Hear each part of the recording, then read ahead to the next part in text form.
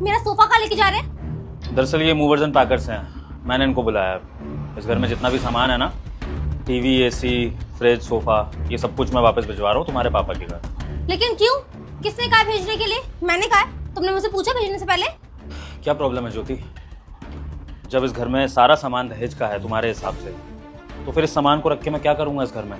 Better यही है ना कि वो सारा दहेज का सामान तुम्हारे घर ही वापस चला जाए, फिर तुम भी वहीं चली जाना और अपने सामान को अपने तरीके से यूज़ करना। मुझे भी रोज़ रोज़ ताने नहीं सुनने पड़ेंगे तुम्हारे, और जब मैं अपनी कमाई से सामान लाऊंगा तो फिर मैं उसको अपने तरह से यूज़ करूँगा, फिर मुझे तुम्हारी डांट भी नहीं सुननी पड़ेगी। तो क्या गलत किया मैंने? अरे बोला किसने? क्यों जाएगा मेरा सामान? मेरा सामान यही रहेगा, समझ में आ रहा है तुमको?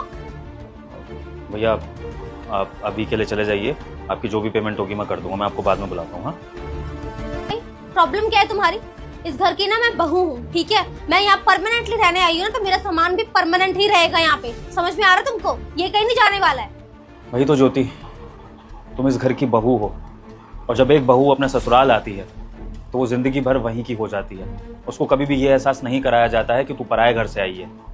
उसका जो भी होता है उसके ससुराल में होता है। लेकिन जैसे तुम अपने दहेज के लाए हुए सामान को अलग ट्रीट करती हो, अगर इसी तरह से तुम्हें अलग ट्रीट करा जाए तो मेरी माँ अगर तुम्हें बेटी की जगह बहू माने और तुमसे पराया बिहेव करे तो तुम्हें कैसा लगेगा? बुरा लगेगा ना। यूज़ करेंगे ताकि हमारी गृहस्थी की ज़िंदगी अच्छी हो। और ये सामान मैंने तो उनसे नहीं मांगा था, उन्होंने अपनी बेटी की खुशी के लिए दिया था। लेकिन अगर तुम छोटे छोटे सामानों को लेकर भेदभाव करोगी तो फिर हमारा रिश्ता चलेगा कैसे? बेटा, मुझे देखकर इग्नोर मत करना। इस बार जो भी एग्जाम में पास होना चाहता है मैं पास कर दूंगी, मगर मेरा भी एक काम करना होगा। तुम्हें इस वीडियो को एक लाइक और चैनल को सब्सक्राइब करना होगा, और 5 सच्चे मित्र को शेयर करना होगा, और मेरे बेटे जाते जाते कमेंट में सरस्वती माँ लिख दो।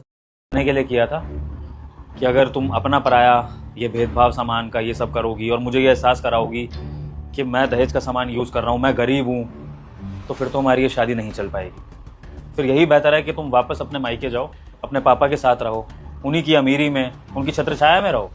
और अगर कोई दूसरा लड़का मिलता है तो फिर ऐसा ढूंढना जो घर जमाई हो। लेकिन एक सेल्फ रिस्पेक्ट वाला दामाद कभी भी ये पसंद नहीं करेगा कि उसके ससुराल का एहसान उसको दिखाया जाए किसी भी वे में। अगर तुम्हें मेरी बात समझ में आती है तो ठीक है, हम एक नई शुरुआत कर सकते हैं। और अगर तुम्हें अब भी अपनी गलती का एहसास नहीं है तो दूसरा ऑप्शन है ही तुम्हारे पास। तुम्हारा सामान और तुम दोनों उस घर से जा सकते हो, लेकिन मुझे अपने जीवन में शांति और सुकून चाहिए, लड़ाई नहीं। विभोर,